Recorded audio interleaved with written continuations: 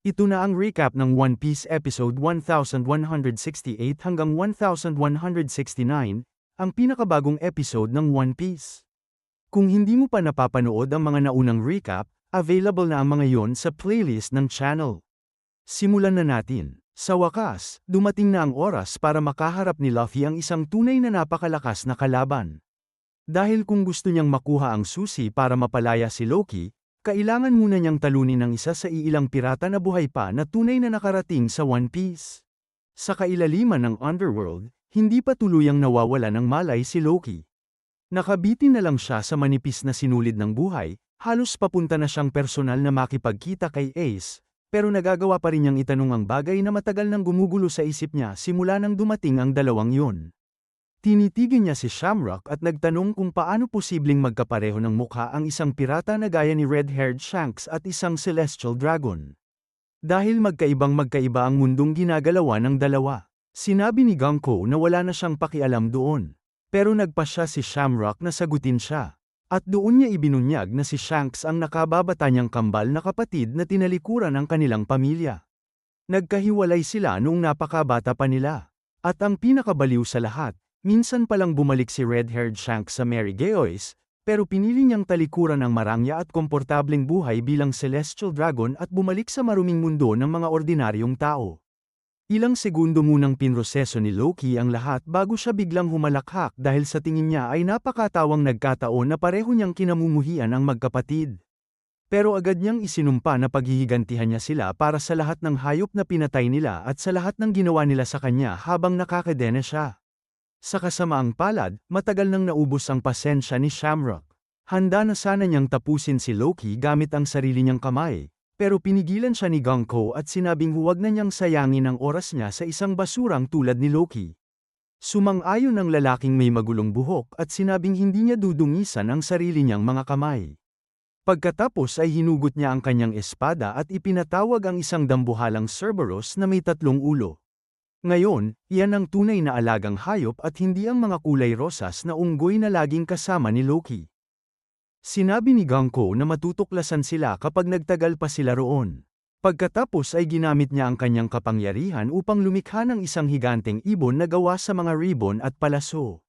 Ngunit bago sila umalis, iniutos ni Shamrock sa 3 ulo ng Cerberus na humiwalay sa katawan nito. Lumipad ang mga ito sa ere na parang maliliit na missile habang ang natitirang katawan ay naging usok at agad na bumalik sa loob ng espada. Pagkatapos ay sumakay silang dalawa sa higanteng ibon at nagsimulang lumipad palabas ng Underworld. Pero bago tuluyang umalis, lumingon si Shamrock kay Loki at sinabi na kung makaliligtas siya, malaya siyang habulin siya anumang oras para mag-higanti. Sa sandaling marinig yun ni Loki, napagtanto niyang tapos na siya dahil ang 3 ulong na iwan ay nagsimulang umikot sa paligid niya na parang mga lobo na pumapalibot sa kanilang biktima. Natarante siya dahil kahit siya ay hindi makaliligtas sa ganoong bangungot na pag-atake. At pagkatapos ay sumigaw siya na kinamumuhian niya ang mga Celestial Dragon habang sabay-sabay na tumarak ang 3 espada sa kanyang katawan, tinusok siya ng diretso sa tiyan at ginawa siyang parang higanteng pincushion na may 3 butas. Samantala, pabalik sa kastilyo ni Harold, sa wakas ay nagising na ni Luffy ang mga higanteng gwardya na dati nang natalo. Pero sinabi ng mga ito na si Shanks ang umatake sa kanila. Agad namang nagalit ng husto si Luffy dahil isa si Shanks sa pinakamatino at pinakamarangal na taong kilala niya. Kaya hindi niya kayang isipin na gagawin ni Red-Haired Shanks ang ganoong bagay. Pagkatapos ay ipinaliwanag ng mga gwardya na hindi rin sila sigurado. Baka raw kamukha lang ni Shanks ang taong yun o baka kapatid pa nga nito. Sa labas ng kastilyo, lalo pang papalapit ang misteryosong lalaki sa tarangkahan. Siguradong napakalakas niya, hanggang sa puntong kahit si Luffy sa pinakamalakas nitong anyo ay mahihirapan siyang talunin. Kasabay nito, sa loob ng Owl Library, sa wakas ay inilabas ni Sol ang Harley, ang sagradong banal na kasulatan ng Elbaf. Ipinaliwanag ni Sol na napakaraming iba't ibang interpretasyon tungkol sa aklat na ito. Kaya may mga naniniwalang si Nika ay isang malupit na Diyos, habang ang iba naman ay nagsasabing siya ang Diyos ng kalayaan. At mayroon ding naniniwalang siya ang Diyos ng pagkawasak. Nahahati ang Harley sa 3 kabanata. Ang bawat isa ay kumakatawan sa magkaibang mundo. Sinabi ni Sol na sa bawat bersyon ng kwento, laging lumilitaw si Nika habang isinasagawa ang kanyang maalamat na sayaw na nagbibigay ng ngiti sa lahat. Nagsimula si Luffy na sumigaw sa buong kastilyo habang hinahanap ang susi ni Loki, biglang may nakita si Nami at tinawag ang lahat. Agad namang natarante si Road nang mapansing yun pala ang Royal Red Carpet, isang napakahalagang kayamanan ng maharlikang pamilya ng Elbaf. Ibig sabihin, nasa loob sila ng throne room kung saan dating namumuno ang hari. Humanga si Luffy sa napakalaking trono, habang napansin nilang wasak na wasak ang buong silid dahil sa matinding labanang naganap doon. Napansin ni Road ang isang kakaibang marka sa sahig at nagtanong kung ano yun. Pero wala ni isa sa iba ang nakakakita nito. Kaya umakyat silang lahat sa kamay ni Road para makita ito mula sa mas mataas na anggulo. Doon nila tuluyang nakita ang simbolong iniwan ng God's Knights nang mag-teleport sila papunta sa Elbaf. Grabe talaga ang memorya ng mga ito. Nakita na nila ang eksaktong simbolong yun noon sa Egghead nang dumating ang Five Elders, pero mukhang nakalimutan na agad nila. Sinabi ni Nami na parang nakita na niya ang ganoong simbolo sa mga libro noon. Ayon daw sa ilang kwento, ginagamit ito ng ibang bansa para magpatawag ng mga demonyo. Pagkarinig ni Luffy rito, agad siyang nagsimulang sumigaw para lumabas ang mga demonyo, bigla na lang may malalim na boses na tumawag sa pangalan ni Luffy, at agad niyang inakalang isa yun sa mga demonyo. Samantalang si Road ay halos mabaliw sa takot at kumbinsidong multo yun na bumalik para mag-higanti. Agad siyang bumagsak sa sahig at nagpanggap na patay habang sinasabing wala naman daw siyang ginawang kasalanan para mangyari ito. Sa totoo lang, sa kanilang lahat, siya pa ang pinakakarapat dapat singilin. Sinabi ng misteryosong boses na matagal na nitong gustong makilala si Luffy, kaya sinigawan nito ni Luffy na lumabas na sa pinagtataguan. Pero sa halip, si Captain Chicken na si Road ang tumakbo palayo. Bigla namang naghagis ng malaking palakol ang misteryosong lalaki at sinigawang tumigil siya. Nadulas si Road, dahilan para tumilapon ang lahat. Nagtanong si Zoro kung saan nanggaling ang palakol. Doon nila napansin ang isang matandang lalaki na nakaupo lang sa sandalan ng trono. Hawak nito ang napakalaking bote ng alak at walang pakialam na umiinom. Nanigas si Road at tinawag itong Mr. Ya, isang taong nakatira sa Elbaf at dating pirata. Nalito ang lahat, at sinabi ng matanda na naramdaman niya ang napakalakas na haki na nagmula sa kastilyo kanina kaya napadaan siya para tingnan kung ano ang nangyayari. Pagdating niya, ang nadatnan niya ay ang grupo ng mga pasaway na ito. Sinabi niyang marami na siyang narinig tungkol kay Straw Hat. Tutal, ito ang lalaking tumalo kay Kaido. Dahil doon, natukso raw siyang bumalik muli sa Wano matapos ang napakaraming taon. Nagulat si Luffy nang marinig na nakapunta na pala ito sa Wano.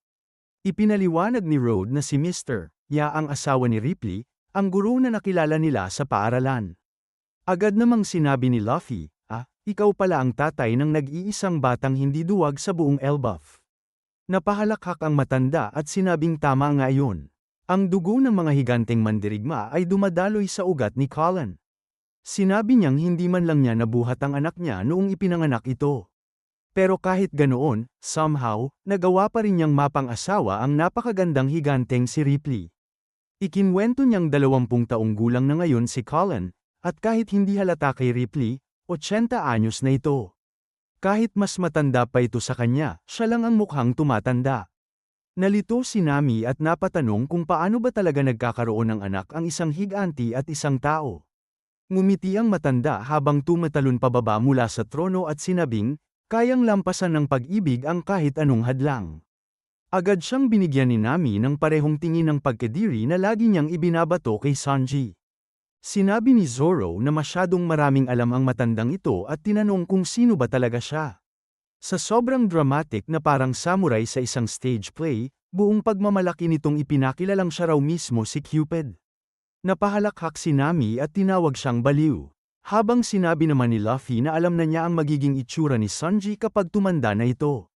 Sinabi ni Luffy na hinahanap niya ang susi ng kadena ni Loki. Pinagsabihan siya ni Road na hindi niya pwedeng sabihin yun kung kani-kanino. Imposibleng alam ni Mr. Ya kung nasaan ang susi. Pero ngumiti ang matanda at tinanong si Luffy kung seryoso ba talaga siyang palalayain si Loki. Mukhang magiging masaya raw yun dahil mahilig siyang manood ng mga taong gumugulo ng lahat. Napatingin ang lahat sa kanya habang si Nami ay sumigaw na siguradong masamang balita ang matandang ito. Tinanong ng matanda kung alam ba talaga nila kung anong klaseng halimaw si Loki. Ano raw ang gagawin nila kapag tuluyan itong mawala ng kontrol? Walang pag-aalinlangang sinabi ni Luffy na babatukan lang niya ito, tatalunin, at ikakadena ulit. Ipinaliwanag ng matanda na si red-haired Shanks mismo ang nakahuli kay Loki noon. At bago pa dumating si Shanks, wala ni isa ang kayang pumihil sa napakapanganib na higanteng yon. Kaya tinanong niya si Luffy kung talagang naniniwala ba itong kaya niyang harapin ng isang halimaw na tulad ni Loki. Alam ba niya kung gaano ito kalakas? Ilang tao ang mamamatay bago pa nila ito mapigilan. Kahit may kedena nila itong muli, baka hindi na mabilang ang buhay na mawawala sa Elbaf. Pero habang tuloy-tuloy sa sermon ng matanda, hindi man lang siya pinansin ni Luffy at bumalik na lang ulit sa paghahanap ng susi. Dahil kung hahayaan nilang magsalita pa ang matandang yon, baka hanggang sa susunod na taon ay hindi pa rin siya titigil. Napahalakhak ang matanda at sinabing sobrang ipinapaalala sa kanya ng kapitang ito ang sarili niyang kapitan noon. Naalala niyang palaging nagrereklamo si Roger dahil sawa na itong makinig sa kanyang mga sermon. Lalong napatawa ang matanda at sinabing magkapareho talaga sila. Pagkatapos ay sinabi niya kay Road na itulak ang trono. Natuklasan ng grupo ang isang lihim na lagusan sa ilalim ng trono. Agad namang inakala ni Nami na siguradong may kayamanan sa ibaba. Sinabi pa niyang mahal na niya si Mr. Ya. Pero ang nadatna nila ay puro walang lamang treasure chest. Napatawa ang matanda at sinabing napakadali talaga nilang malinlang kung inakala nilang may mag-iiwan ng mga mamahaling gamit sa isang kastilyong matagal nang inabandona. Pero may isang bagay pa rin doon na desperado nilang hinahanap. Kahit ang mga magnanakaw na nilimas ang lahat ng kayamanan ay hindi yun ginalaw. Dahil kahit ang pinakamalupit na kontrabida ay ayaw mapalaya si Loki. Pagkatapos ay tinanong niya si Luffy kung naniniwala ba itong kaya niyang kunin ang susi mula sa kanyang mga kamay. Nanlaki ang mga mata ni Luffy sa gulat. Kasabay mismo noon, siya ay walang iba kundi si Scupper Gaban, ang Mountain Eater. Ngumiti si Scupper Gaban at sinabi kay Luffy na subukan niyang kunin ang susi mula sa kanya kung kaya niya.